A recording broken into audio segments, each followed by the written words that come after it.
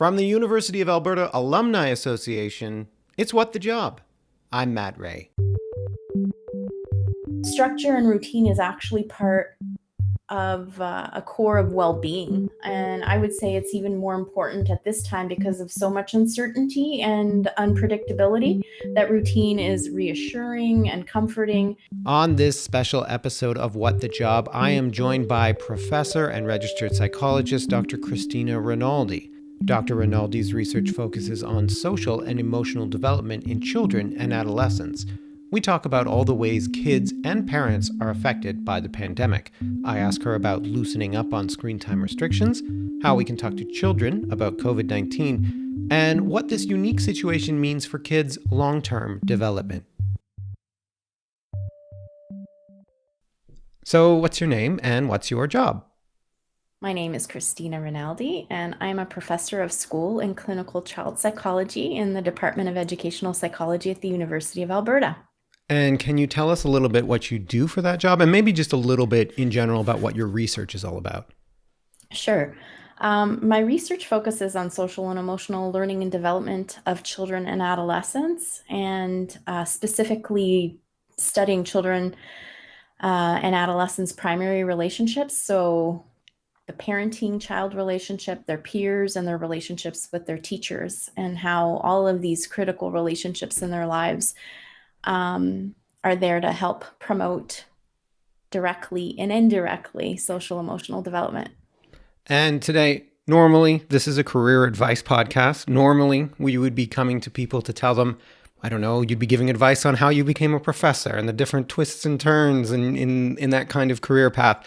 But we're in a new reality right now. A lot of people are working at home and they're also raising their children at the same time. Many of them are trying to homeschool their children. So the topic today we want to talk about is a little bit about how families can adjust in this difficult time and a little bit about childhood development in this time.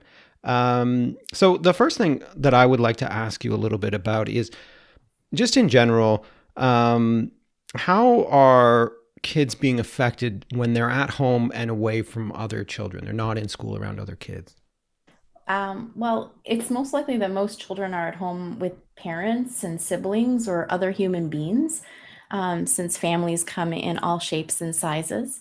Um, it's true that they're not with their peers or their classmates right now. So while they may not be receiving like the social engagement to the level that they're used to, we know this is temporary. So it isn't that they're going to be missing out on social experiences per se. Like they will never have a chance to experience that again. They will.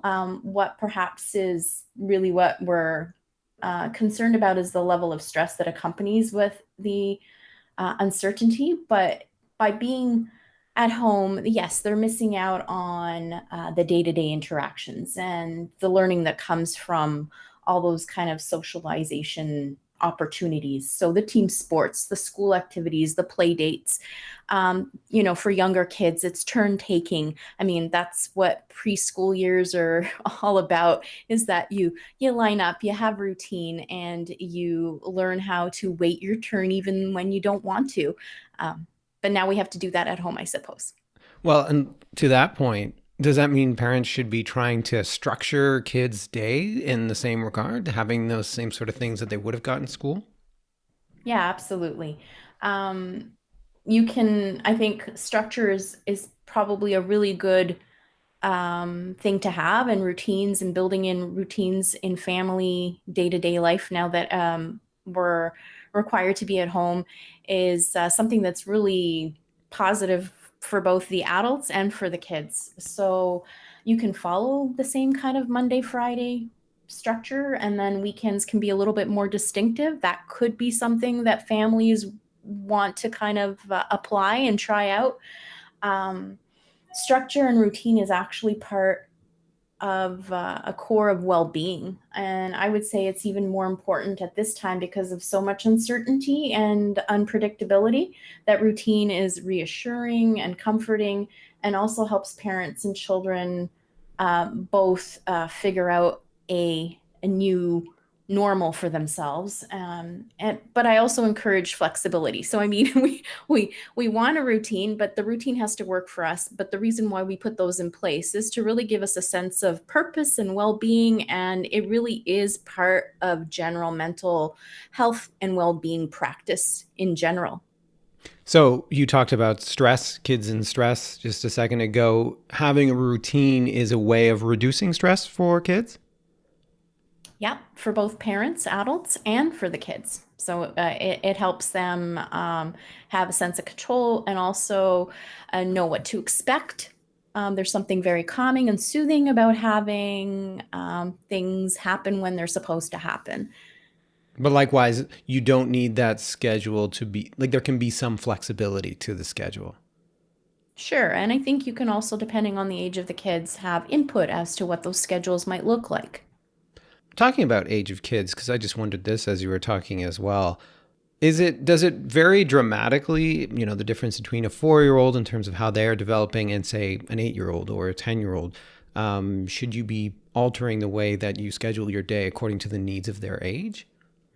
Well, a lot of them right now are dealing with, so yes, age does matter to answer your question very directly. But based on the fact that the school year was canceled, um, we know that different ages are being given different level or a different amount of support from their teachers and schools, and the amount of work that's being expected and released. And so the routine would look different. And that even varies, like, teens are probably more self-directed, not completely. They do need some guidance and support as well, but they're probably starting to, because developmentally that's an age where they do take more responsibility for themselves and want to show more ownership. But it's probably a really busy household with the early elementary years, in that they do require and expect more structure from the adults in their lives, so from their teachers. And so now we're seeing that kind of migrate to parents. I hear from friends of mine who are parents that have, 2-year olds, 3-year olds, 4-year olds, any kids under the age of 6, it seems, how incredibly difficult it is to manage their kids in this time.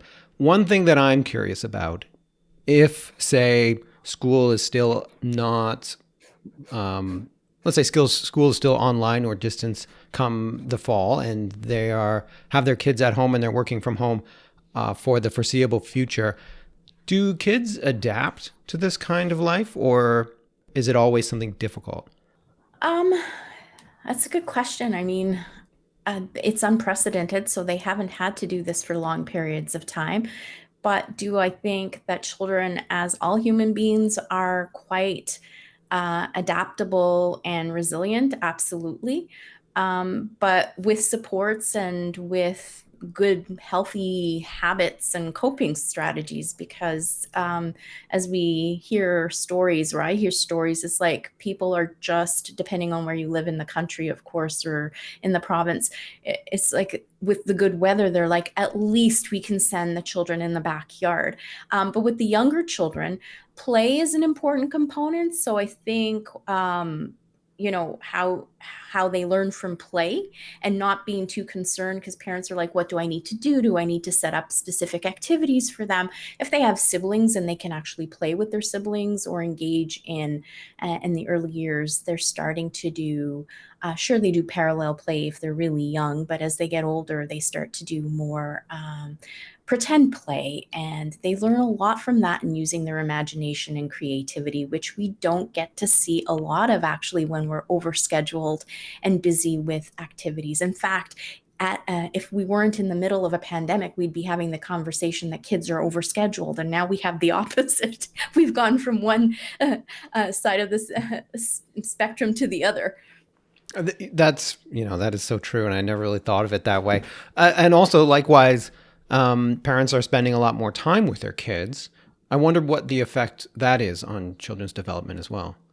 Well, spending time with your kids is a great thing. So I can't say there's too much of, of that, because in general, people have have been complaining that they haven't had this kind of quality time. So I'm also hearing some positive stories that parents are saying they do have physical time, so being in the same spaces. But having said that, there are some distinctions about being physically together and then physically being present with children. So even carving out time, setting boundaries, and making distinctions between different kinds of activities. So being with your child in a one-on-one or a more meaningful kind of activity is important as well, especially when we get to talking about things like um, social emotional development and how parents can be in tune or listen to their children,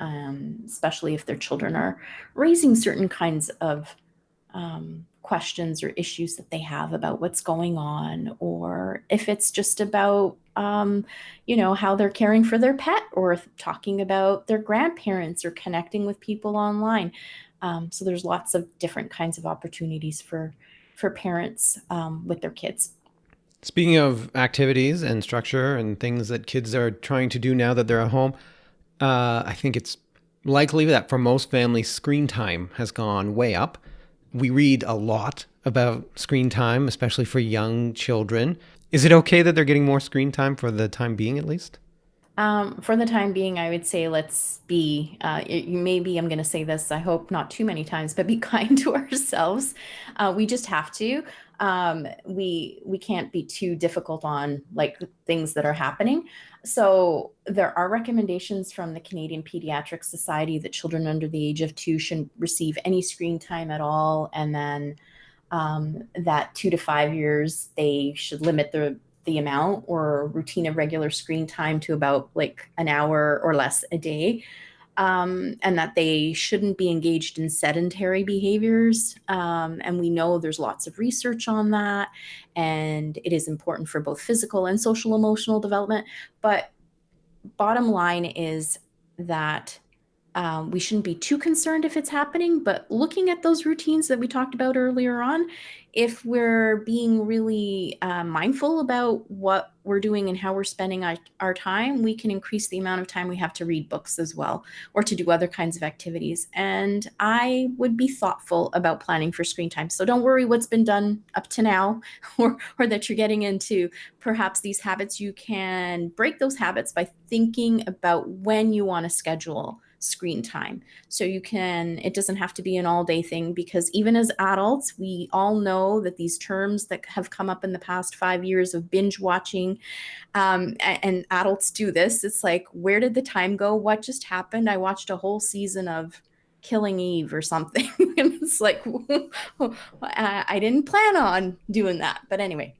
That's a great show, though. uh, So can I just ask you, how are things going in your house? How are you managing? How are you working? How are things with your kids? Yeah, it's a challenge of the work environment, I have to say, with the adults actually just carving out space. We My work as a psychologist, right now you have to work remotely, obviously virtually, and we need a secure, quiet space for that. And then my spouse is also working from home, and so and logistically, I have kids who are working on, one who's working on a grade 12, finishing up grade 12 in high school. And then I have another child in university writing exams as we interview right now. So Busy. Do they take it your is advice? busy. Are you able to give them advice? Well, that is a great question. I have lots of advice, but actually I need to listen too. And so a lot of the times it's more about being there and listening rather than giving advice, because when I do give advice, I don't think anybody believes I'm an expert. You gotta persuade your own kids that you're the expert. Yeah, they Oh, definitely hold me to task. we talk about raising children right now under these circumstances, a real stress for parents, but there are so many other stresses out there compounding. It's not just a pandemic, there's an economic collapse. People are concerned about their jobs. Parents are concerned about their own parents who are especially susceptible to this virus. all that stress. Um, are children affected by the stress that their parents are feeling? Um, Certainly, children, like all human beings, were affected by what's happening around us and how the people around us. So, for kids especially, they get their cues from the adults in their environment. So, if their stress levels are high, they definitely pick up on that. They can sense that. I know a lot of parents say, "Well, I'm really careful about not talking about this," or they don't know. I'm really trying to. I have a feeling they're little sleuths. They're quite good. They can pick up on these cues, these subtle cues. So they definitely do. And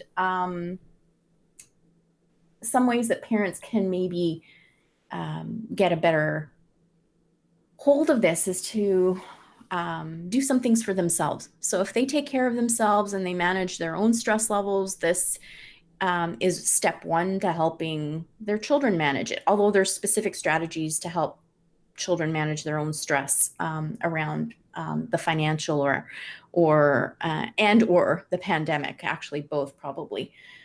So for parents, they can practice self-care, which is something that we hear a lot about, but it's actually a deliberate activity. It is something that you have to think about and practice and commit to. So it means making time for yourself, prioritizing healthy choices when it comes to your health and mental health, so physical and mental health. So whether it's eating and exercising, it's also a little theme here is about being realistic. So the being kind ties into like being realistic. Let's not be unrealistic. So for some people, they're really enjoying cooking these days, and I think that's a great thing. It's a great strategy. Like they're reconnecting because they have the time to, and they're not rushing from one activity. But then don't put the pressure that you end up having to be like the best cook ever and post all your pictures. If you get great satisfaction from that, perfect. But if you feel now you're in a competition and you have to make the best banana bread ever, I say like let's not buy into that. And remember that we need to be realistic and a little bit just accepting of these choices, but not necessarily being overly hard on ourselves. I think it's important to set boundaries. So between work, which is blurring right now for people, and I'm hearing that being a constant, people are saying, and yes, it's anecdotal because I haven't done a study on it, but I've talked to so many parents and friends as well. They're like, I think I'm working 24/7. I think I'm on all the time. And those boundaries are blurring because um, people's work lives at home, if you're fortunate enough to be working at home, it is really difficult to set time aside and to then go back to the first few tips that I said about make time for yourself and make healthy choices. So people are figuring that out. And also, they need to include things that they enjoy to do and build that into their weekly schedule. And going back to the power of routines, that's why we have the routine. So we can build all of this stuff in there and we get little doses of some things and big doses of other stuff. But then at the end of the week, we're like, oh, yeah, I got a bit of that stuff. And maybe next week I'll do this differently. And it's okay because right now we have the time to do this differently in the following week and try things out. Yeah, I think that work from home thing where, in terms of like establishing routines, it's difficult when like if your kitchen table is where you work, when you're eating dinner later at your kitchen table, sometimes it feels like you should be working because you're at your workplace. So it can be a real challenge to try to separate your workspace from your home space when you work at home. And there is no catch all for parents if they're like, well, how do I do that? For some, you really need to time it, and you have to, and maybe like having timers or that's a friendly reminder for the kids. If they're at the age where they can follow your timer, like you put them in an activity and you set yourself out in a power session of like, I'm gonna give myself an hour and a half to be realistic. And then we both, like we all, I'm saying the parent and the child, but if there could be more people, and then we have our breaks together. I mean, you have to see what works for each family situation and scenario. But some will need that, and some it's like, nope, the timer will not work at my house. So then what does, right?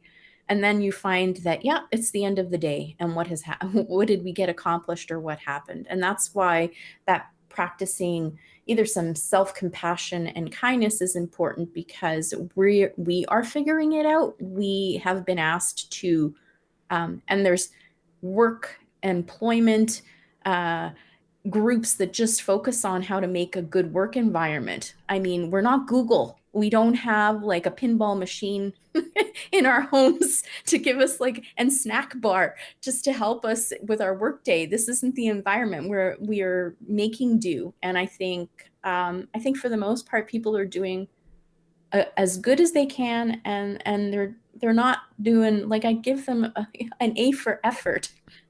I think, and that's kind of the best that we can hope for right now. And I hope people recognize that they are coping admirably under these situations. I hope people aren't trying to replicate the conditions that they had before now, because it just seems like an impossible task.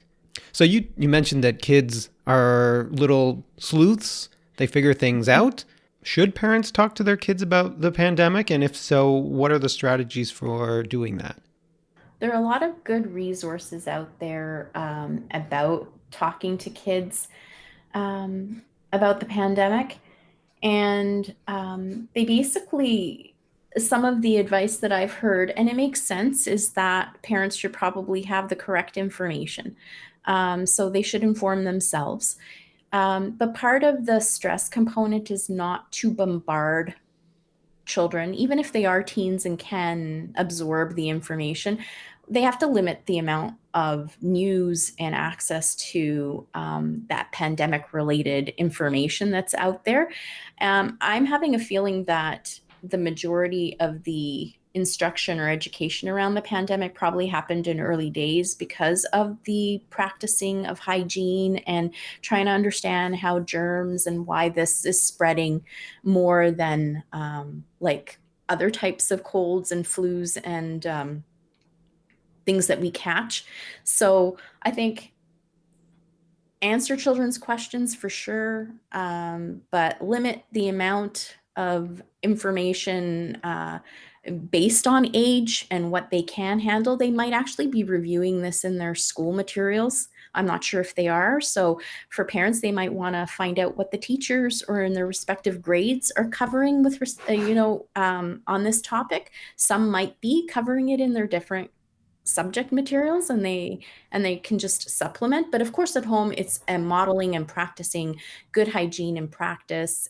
They are doing what they're doing, the explanation of why they have to be at home, all related to things that they are following. And there are good reputable sites for parents about how to talk according to their age of the child. One thing I've read about in articles is that this situation will perhaps live with children for the rest of their lives. That it carries forward with them in their development. Um, can you speak a little bit to how the trauma of this, I don't know if trauma is the right word, affects childhood development, how it affects them in that long term? Yeah, sure. There have actually been a lot of conversations recently about whether this constitutes trauma or not. And I mean, if you go to the definition of trauma out there, it's that it's a deeply distressing or disturbing event, and it impacts our ability to cope. And at the heart of it, it really is about threatening our safety and well being. So if you think about the health pandemic, and then you think about financial or economic crises that we're finding globally, but even more locally, provincially, that we're finding ourselves in, it's definitely threatening our safety levels. So trauma would be an appropriate word. It does affect our emotional stress and development, especially if it's compromising our ability to cope, and it starts to cause feelings of helplessness. We want to provide support and intervene so that we can give children and families that ability to regain some agency and control over their lives. So, without the appropriate supports and coping, we'd really be concerned with long-term effects. I'm not saying that there won't be long-term effects for all of us, but it's certainly we're being impacted. But I mean, the long-term effects that we're really concerned about is when, for those most vulnerable who are experiencing helplessness and don't have the supports or can't reach out for um, support to help with coping skills and managing that. Likewise, I wondered about children and stress. If they are stressed about this, what are the signs of childhood stress? What should we be looking for? How do they express stress? There are some similarities with adults, but yes, they might present stress. Children do present stress or can in different ways. That again is developmentally different. So we might look at it as there's some behavioral signs, and that can be being more clingy or acting out, and so we might see some changes in their behavior that we haven't seen before. The development of fears or nervous habits, or they might be um, just engaging in behaviors that are slightly different than what they typically have. They also might have difficulty concentrating, or they could even withdraw. So there could be a series of behavioral and emotional cues. Physically, we can see an increase or a decrease in appetite, or they might be complaining about a somatic like stomach and tummy aches or headaches and things like that. There could be some bedwetting, sleep problems, and nightmares. They could be in the form of physical as well as behavioral and emotional um, cues that we see and changes, but mainly changes in behavior. I mean, we if these are like new or have emerged just in the recent few weeks, but weren't there before, that could be a result. And if parents are noticing these things, what can they do to try to help their children? Well, the biggest component is being there, being a caring, responsive adult, and meeting children's emotional needs. But again, we talked about parents' management of their own fears and own anxiety, which is definitely natural to have at this point in time. So we talked a little bit about that, but with respect to managing children's stress levels and depending what level of anxiety, we can have parents engage in checking in with their kids. So where are they at? Listening to them. That might take the form of like some sort of self-reflection. So seeing how their children are doing and actually listening to that and practicing just really good mental health and well-being practices that serve us well at any time in our lives, which is how do we regulate these emotions? So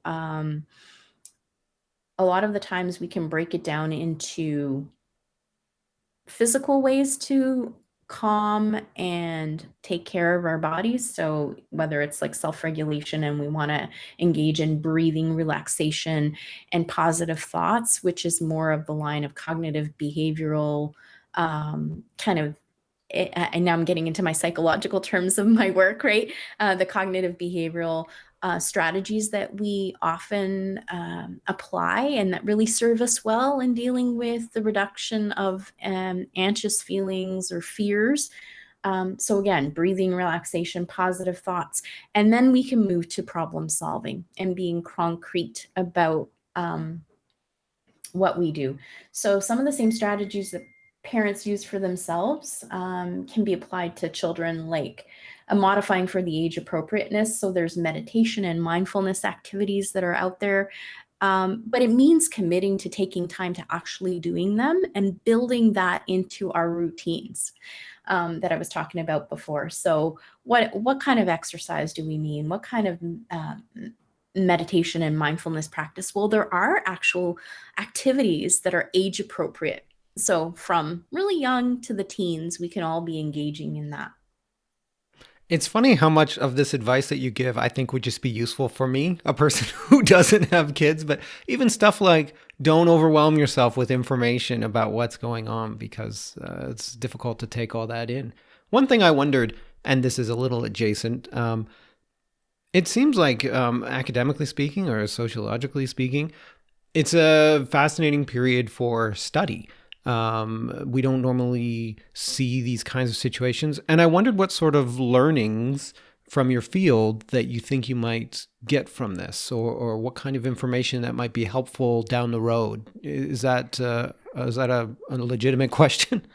It is. I mean, there are researchers, and we were on a project. It didn't get funded, but that's the life of a researcher, where there have been the hurricanes and the ice storms. So there's a colleague at McGill who actually was studying, I think, pregnant mothers who lived through those times, and then parenting in the early years during times of like an emergency or a crisis.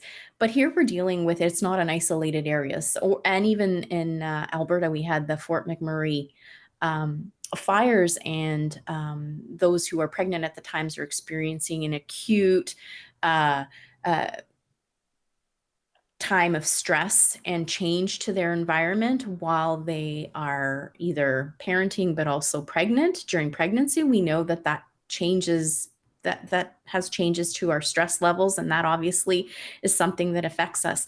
But because this is happening globally, but it is different too, we're not being displaced from our homes. There is something unique about this. We're forced to stay at home, right? But I mentioned those other safety kinds of concerns. So for some part of the population, are we concerned about their access to food safety and other kinds of things? So yes, this is a perfect thing to to study if you can, but how you draw conclusions from this, how we design studies about this, I guess a lot of the stuff we'll learn back. Maybe we'll listen to the interviews that we're having with people and actually getting their experiences as they live. So there's different kinds of research that we can do. We can obviously ask lots of questions, or we can hear people as they document their lives on a day to day, and then we'll be able to like see what we learned as they lived through um, this very significant period of time. One thing that I'm curious about, this is also a little bit of adjacent, just in terms of academia and how academics function, is I feel like the general public is getting a real look into how rigorous academic projects can be, especially when it comes to science and vaccines and treatments, because that's a thing that everyone's passionate about, but people are starting to learn how high the standards are in terms of accomplishing it. And we're also seeing researchers, instead of seeing them in their office with books behind them and stuff, or we're seeing them in lab coats. Instead, we're just seeing them in their basement, in their regular clothes. So I'm also curious long term, and this is just my own thought, how that perspective of the ivory tower might change going forward as well. Well, I think it definitely is. I mean, I have a 96-year-old grandfather who, well, he's trying to understand what I've been doing for a living for a long time. He knows I'm a researcher, so he asked if I was actually working on the cure for this. And I was like, I'm a psychologist. I don't work in virology or immunology. But anyway, it was kind of cute. He's like, isn't everybody trying to find a solution? I said, yes, we're all doing things, but differently. And absolutely, I mean, science is coming more to the forefront. Even the discussions with kids, it's really neat, like talking about, can you really have a vaccine, and why does it take so long, and why don't we just give it to people, and you can't just do something without trials and clinical trials and making sure that it's safe. And so all this thing, so where researchers get maybe a bad rap. Oh, you're so slow to think about things. Well, I think you have to be, because you can't just give people stuff and then they get sick and you make, the wrong decisions based on, because you've made haste. I mean, we do want to find solutions to this, but I think we're really responsive.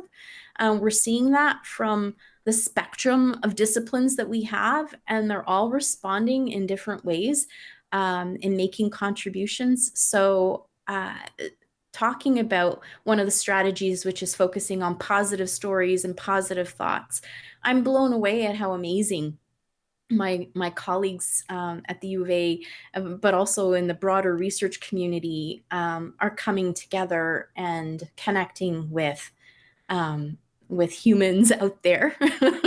And that, yeah, we actually don't live in any tower. I haven't seen one. We're in our basements, we're in our backyards, and some of us are actually working with our students still virtually, and some people are physically in labs. So and on the front lines, we know that. Yeah, and I would say that though you're not a virologist, the cure, and I'm putting cure in air quotes, people can't see me, is more than just a vaccine. This is a more complicated thing. There's lots of different levels, and we appreciate expertise however we can get it and advice however we can get it. So, Dr. Rinaldi, thank you so much for chatting with me today and sharing your thoughts. My pleasure. Thanks for listening to this special episode of What the Job. I want to remind you that you can still use UAlberta Switchboard to connect with your alumni community.